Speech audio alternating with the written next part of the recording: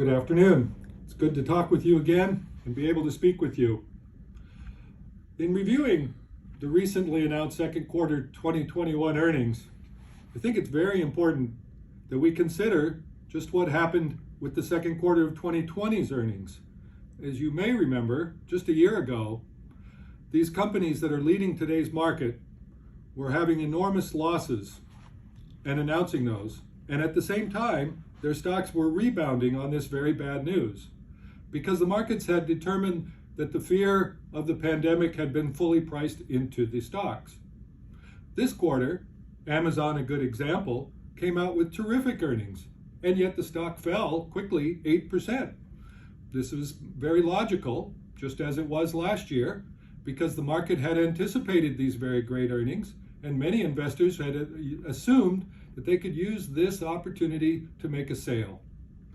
Mostly, we see these tech stocks and these stocks that were related to the shutdown of the pandemic as being fully valued and offering less opportunity. But at the same time, we see many good stocks that offer good opportunity as the economy rebounds. The recent Delta virus has extended this opportunity because a lot of these shares have come back a little bit. That would be in the travel industry, the airlines, hotels, etc. Even manufacturing have dipped again because of some fear about the Delta virus. But we do not see the Delta virus as being long-lasting. In fact, so far it seems to follow normal pandemic and RNA kind of viruses in that each surge is more mild and more contagious as the populace becomes immune. And so we suspect that this is creating another opportunity to buy shares in these stocks.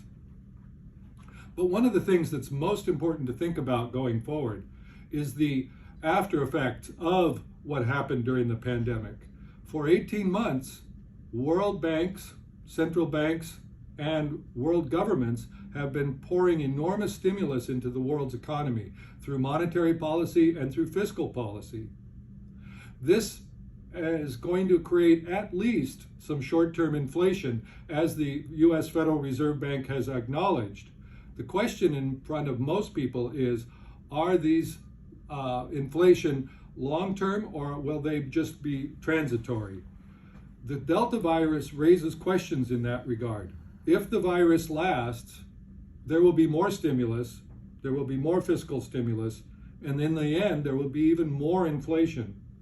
So in our minds, if the virus goes away quickly, and that is our expectation, there will be some inflation, and perhaps longer depending on how governments taper and bring in their fiscal policies. But if the Delta variant continues and the shutdown continues, there may very well be more stimulus to create more inflation in the future. So in our mind, the question is, do we have a little inflation or do we have more inflation? And either way, we should protect our portfolios from that. We see that as being real assets. Real estate, mines, energy and oil, agriculture, croplands, lumber, these kind of assets that will go up with inflation, and particularly those companies that are well leveraged to this asset base. In that sense, we think that the portfolios that we have designed thus far would be well advised to add a 10% or more cohort of this new hedge fund that we are building for protection against this coming inflation.